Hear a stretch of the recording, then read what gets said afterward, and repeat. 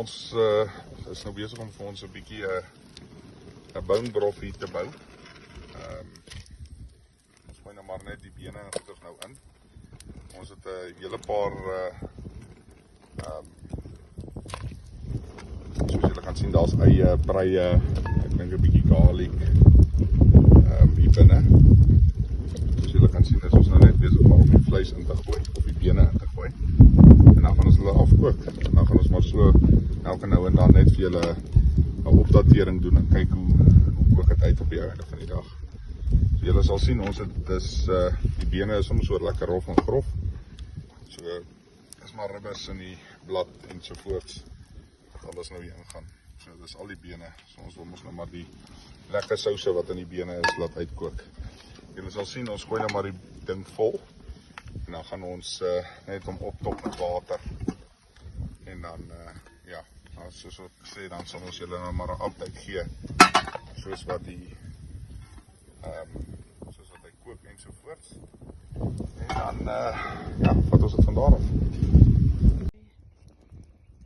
Ok, en we sien hoe lekker hy aan die begin beweeg is en kokerig, hy is amper daar. Dan gaan hy maar net rustig aangaan so deur die dag. Ok, ja, hierdie is nou 9 ure later. Ons gaan hom nou basies invat huis toe. Ons is nou klaar vir die aand. Dis hoe hy lyk. Ja, ons is nou besig om gou die bene uit te haal. So ver as moontlik, laat ons kan seker maak dat ons die rof verder kan verbruik. Maar ons moet net eers die bene uithaal. So ja. Ok julle, ons is nou besig om die jy weet, die hele brof te ontbeen, basis. Maar sien julle nou, daar is nog 'n bietjie murg in.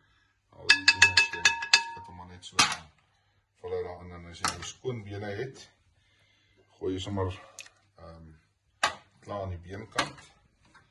As die meeste van die ribs en goeders het mooi skoon gekom. Nou jy kan die vleis hoef jy nie noodwendig in jou brof te sit nie. Maar ons hou maar daarvan. Dat gee maar 'n bietjie lekkerte, extra lekkerte as jy hom nou gebruik. Kyk maar dat hierdie murgbene mooi skoon is. As ek sê, as jy hom vat en jy tik hom maar net so, dan kom die murg sommer uit op sy eie. En al wat jy maar doen is, jy hou nou maar aan met hierdie proses, totdat alles mooi skoon is. Maak maar net seker jy probeer so ver as moontlik al die beentjies uitkry. En dan gooi jy dit maar aan een kant. Ons gaan probeer om hierdie bene te gebruik vir ons bietjie beenmeel te maak. So ons gaan dit bietjie buite laat staan en kyk hoe draai dit vir ons uit. So ja, mense, dis dit sover en dan ons weer terugkom na julle toe as ons nou eers begin by die proses om dit uit mekaar uit of te stoor, kan jy nou maar sê. Ok. Ok, daar is die laaste bietjie wat oor was op die bene. Die vleisie, soos ek sê, mense, jy kan maar dit alles jou persoonlike keuse. Ons het van hom daar aangelos. Ander mense sê vir dit uit.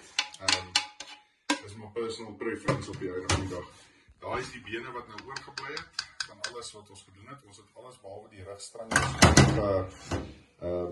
jy weet, opgekook.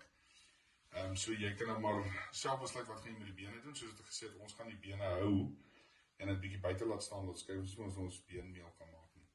Ons gaan nou, die volgende stap wat ons nou gaan doen is, ons gaan nou hierdie wegvat en dan gaan ons dit begin in hulle goede sit. Okay.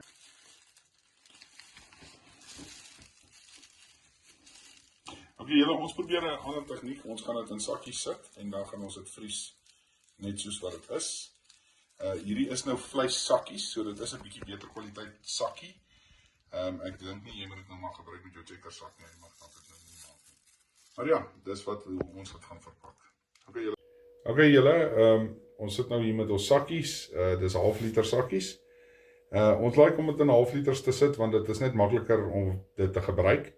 En jy kan dit makliker, jy weet, as jy nou 2 liter bottel het, en jy ontdooi hom, jy weet, dan moet jy hele 2 liter bottel gebruik, waar as jy hierdie 1/2 liter sakkies het, is dit amper makliker. Nou, hulle is allemaal min of meer 1/2 liter, is nou nie presies nie, Is mos maar hoe dit werk.